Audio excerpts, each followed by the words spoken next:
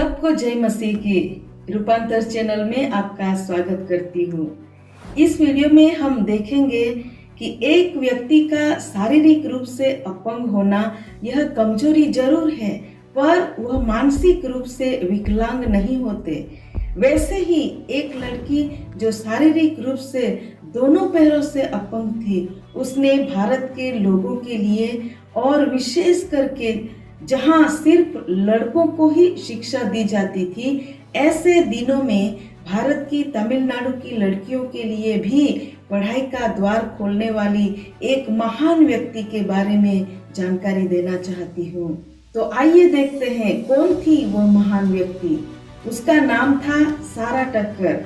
हैरान करने वाली बात तो यह है कि उसने कभी अपना कदम भारत में नहीं रखा था, न ही वो भारत के लोगों से मिली थी या भारत के लोगों को देखा था। फिर भी कैसे आज भी तमिलनाडु के हर महिला के मन में सारा टक्कर का नाम बसा है। आइए देखते हैं कौन थी वह सारा टक्कर। सारा टक्कर का जन्म 1790 में इंग्लैंड में हुआ था। बचपन से ही वह चल नहीं सकती थी। उसके दोनों पैर अपंग थे। वह व्हील चेयर के बगैर बाहर नहीं जा सकती थी। इसके बावजूद उसको मसीह के ऊपर दृढ़ विश्वास था, जिसके कारण उसने इस कमी को कभी रुकावट नहीं समझा। उसके परिवार वाले भी सारा टक्कर को बहुत ही प्यार करते थे। भले ही उनके पैर अपंग थे, पर उनका मन नहीं। वह हमेशा अपनी सहेलियों के झुंड में रहती थी। उसकी बातें सभी को आकर्षित करने वाली थी। सब उसकी बातें सुनने में रुचि रखते थे। तो आइए आगे बढ़ते हुए देखेंगे कि सेवा के लिए कैसे उसे दर्शन मिला। सारा टक्कर को सेवा के लिए जो दर्शन था, उस दर्शन को और भी स्पष्ट करने में उनके भाई जॉन टक्कर का बड़ा योगदान था।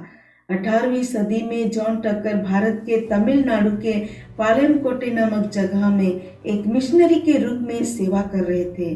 जॉन टक्कर भारत में घटने वाली सारी घटनाओं का वर्णन अपनी बहन सारा टक्कर के साथ बांटते थे।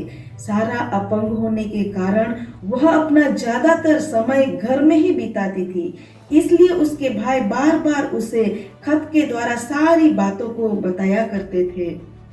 एक दिन उनके भाई ने उसे पत्र में लिखा कि सारा, मैं आज एक गांव से होकर जा रहा था। मुझे बहुत प्यास लगी थी, इसलिए मैंने एक घर के दरवाजे को खटखटाया। धीरे से दरवाजा अंदर से खोला, लेकिन जैसे ही मुझे देखा, एक लड़की ने दरवाजा तुरंत बंद कर लिया।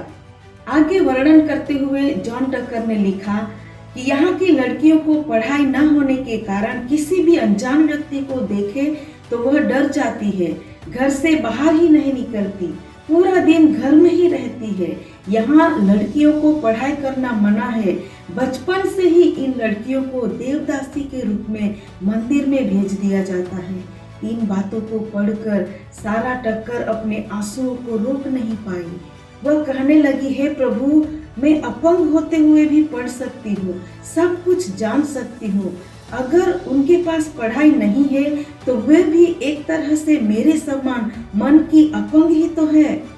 मन तो करता है कि मैं भारत जाऊं और घर घर जाकर लड़कियों के माता पिता के पैरों में गिरकर उन्हें शिक्षा के महत्व को समझाऊं, लेकिन क्या करूं प्रभु, मेरे तो दोनों पांव अपंग है। कहकर वह भारत की लड़कियों के लिए इंग्लैंड में आंसुओं के साथ परमेश्वर को पुकारने लगी।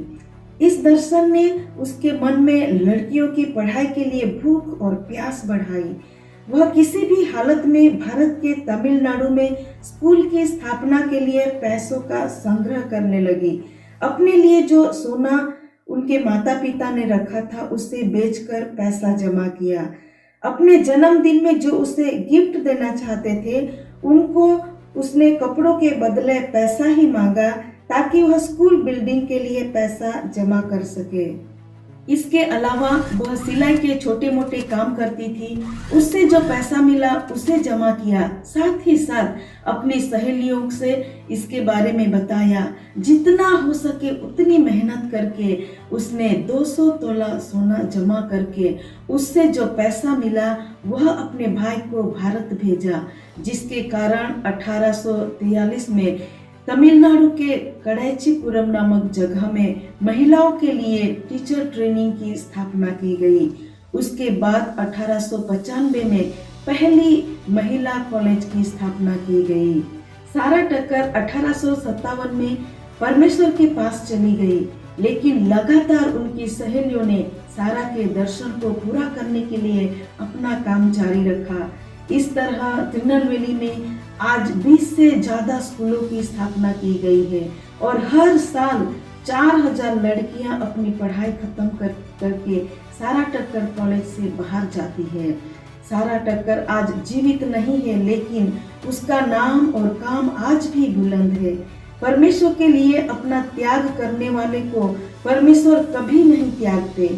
उनका नाम पीढ़ियों तक रोशन रहता है, क्योंकि जब वह जिंदा होते हैं तब अपने लिए नहीं बल्कि परमेश्वर के लिए जीवन जीते हैं। प्यारे मित्रों, हमें परमेश्वर ने सब कुछ दिया है, क्या हम उसके लिए कुछ कर सकते हैं? परमेश्वर आपको आशीषित करे। धन्यवाद।